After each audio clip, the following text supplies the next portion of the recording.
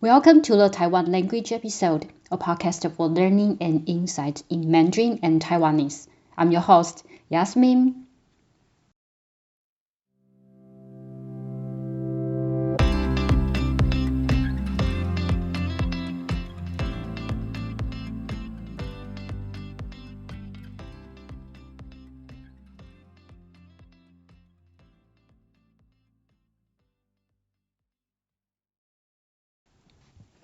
Last time we talked about my experience attending a hypnosis course and how some participants saw what they thought were scenes from their past lives. By the way, if you have a study guide, you can open it and read it after me after you're first listening to the Chinese version. And now let's continue our discussion.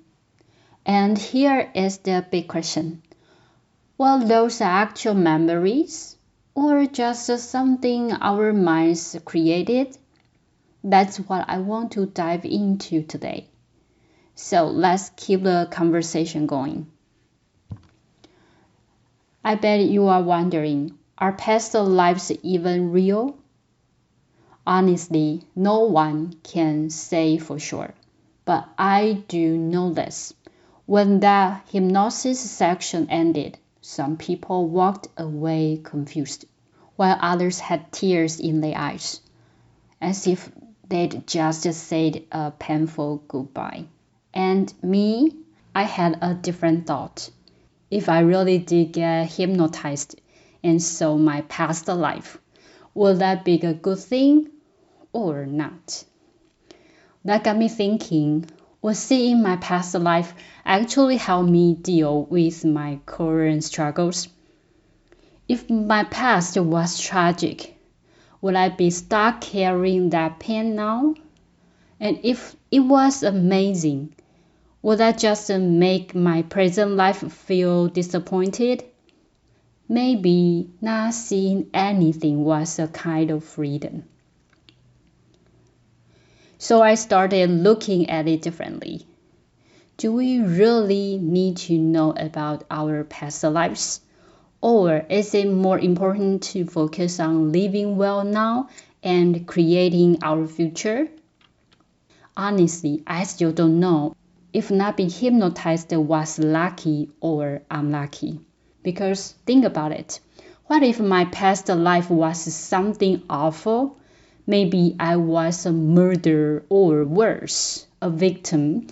If that was the case, not seeing it might actually be a blessing. But what if my past life was amazing? Maybe I had a loving family, caring parents, a wonderful partner, and adorable kids. Or maybe I was a king born into wealth and power. But then, wouldn't that just make my current ordinary life feel disappointing? So, in a way, not knowing lets me focus on right now. I am not weighted down by some tragic past, and I am not using some grand history as my standard. Instead, I can look forward and shape my own happiness. People say hypnosis can heal trauma, both mental and even physical issues. But here is the big question. Are those hypnotic versions real? Or is our brain just making up a story? Science tells us that our brains constantly rewrite our memories. So, how can we be sure those past life images are real? Psychologist Carl Jung once said, until you make the unconscious conscious, it will direct your life and you will call it fate. Under the influence of a certain religions in Taiwan, many people believe that fate is predetermined, like script written at birth, dictating one's entire life. No matter how hard you try, the storyline of your life seems set in stone. But when I heard Young's words, I realized something. Fate is not fixed. It can be changed. And the key to change is awareness. Imagine if you really started paying attention to your experiences, truly noticing what is happening around you. Won't that give you a fresh perspective? And if you shift the way you see the past and the present, wouldn't that mean you are no longer stuck following some so-called unchangeable script? Now, if you've always believed that fate is set in stone, won't that make it feel like you are just waiting for life to happen? Like everything is already decided for you. But the moment you become aware, when you start looking at things differently, you open the door to changing your own future. And I think that's exactly what Carl Jung meant when we talked about taking control of our fate. Honestly, this isn't some kind of magic or superstition. Whether past life memories are real or not, what really matters is how do we use them. If you've gone through hypnosis, no matter if what you saw was beautiful or painful, could you turn it into a lesson that helps you today? I think that's where hypnosis truly has value, because the past, whether amazing or heartbreaking, is already set in stone. One of the reasons people choose hypnosis is to uncover clues from past memories that might help them live better now, right? That's what I wanted to share from my own experience. What about you? Have you ever tried hypnosis? Did it make a positive or negative difference in your life? Leave a comment and share your thoughts with me. And now it's our Taiwanese vocabulary time. We talk about memory. In Taiwanese, it is 记忆, 记忆. And in our discussion today, we also talk about parents. In Taiwanese, it is 北部, 北部.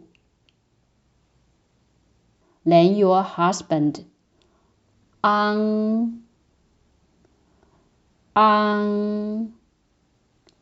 And your wife, 某, 某. Then your children and grandchildren, 子孙, 子孙. Now let's recap those vocabulary. 弟弟, 北部, 翁, 某, 子孙.